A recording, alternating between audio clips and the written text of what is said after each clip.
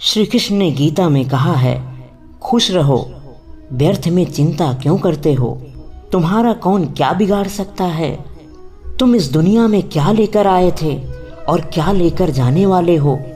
तुम खाली हाथ आए थे और खाली हाथ ही जाने वाले हो। जो आज तुम्हारा है कल वो किसी और का था, परसों किसी और का होगा। यही जीवन का सत्य है। जो इसे जान लेता है वही जीवन और मरण से मुक्त हो जाता है। वो कभी दुखी नहीं होता।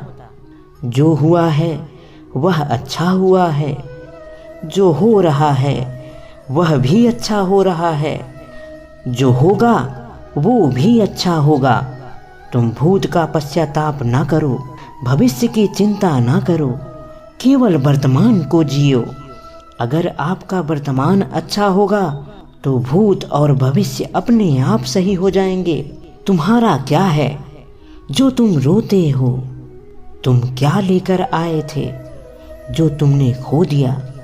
तुमने क्या पैदा किया था जो नाश हो गया। न तुम कुछ लेकर आए थे न तुम कुछ लेकर जाओगे। जो दिया यहीं पर दिया, जो लिया यहीं पर लिया। सब यहीं रह जाएगा, कुछ भी तुम्हारे साथ नहीं जाएगा। खाली हाथ आए थे और खाली हाथ ही चले जाओगे। जो आज तुम्हारा है कल और किसी का था और परसों और किसी का होगा। तुम इसे अपना समझकर मग्न हो जाते हो। बस यही प्रसन्नता तुम्हारे दुखों का कारण होती है। परिवर्तन ही संसार का नियम है। जिसे तुम मृत्यु समझते हो वही तो जीवन है, वही तो सत्य है। एक क्षण में तुम करोड़ों के स्वामी बन जाते हो, दूसरे ही क्षण तुम दरिद्र हो जाते हो। मेरा तेरा छोटा बड़ा अपना पराया मन से मिटा दो, फिर सब तुम्हारे होंगे और तुम सबके हो जाओगे। न यह शरीर तुम्हारा है न तुम शरीर के हो। यह अग्नि जल वायु पृथ्वी आकाश से बनी हुई है और अंततो गत्वा इसी में मिट जाएगी, इसी में मिल जाएगी। परंतु आत्मा स्थिर है। फिर तुम क्या हो, क्यों व्यर्थ में चिंता करते हो। तुम अपने आप को भगवान को समर्पित कर दो। यही सबसे उत्तम सहारा है। जो इसके सहारे को जानता है वह भय चिंता और शोक से सर्वदा मुक्त होता है। जो कुछ भी तू करता है उसे भगवान को अर्पण कर दे। ऐसा करने से ही सदा जीवन में मुक्ति के आनंद का अनुभव करेगा। ज्ञानी व्यक्ति हमेशा खुश रहते हैं। संसार नश्वर है, यहाँ पे कुछ भी अस्थाई नहीं है। सब कुछ खत्म होने वाला है। जो पैदा हुआ है उसे मरना ही है, जो जवान है उसे बूढ़ा होना ही है। कुछ भी अस्थाई नहीं है।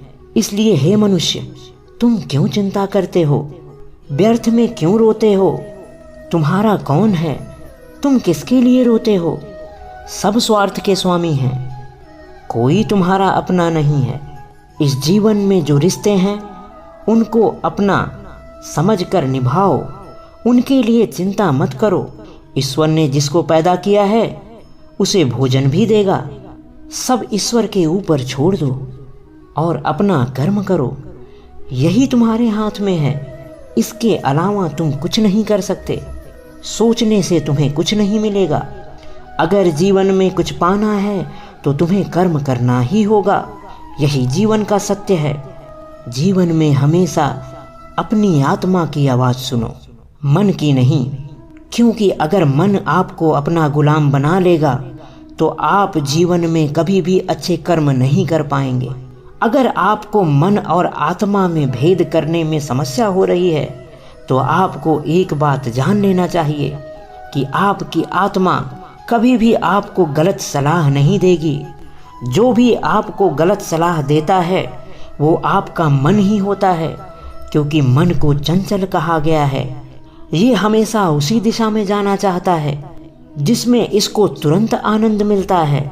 मन दूरदर्शी नहीं होता, लेकिन आत्मा दूरदर्शी होती है।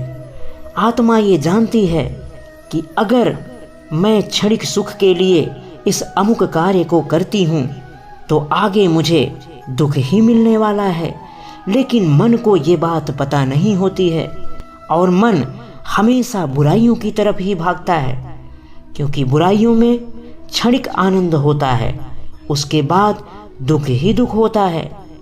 इसीलिए कोई भी व्यक्ति जो अपने जीवन में सफल है और एक अच्छा इंसान है, वो कभी भी अपने मन की बात नहीं सुनता है।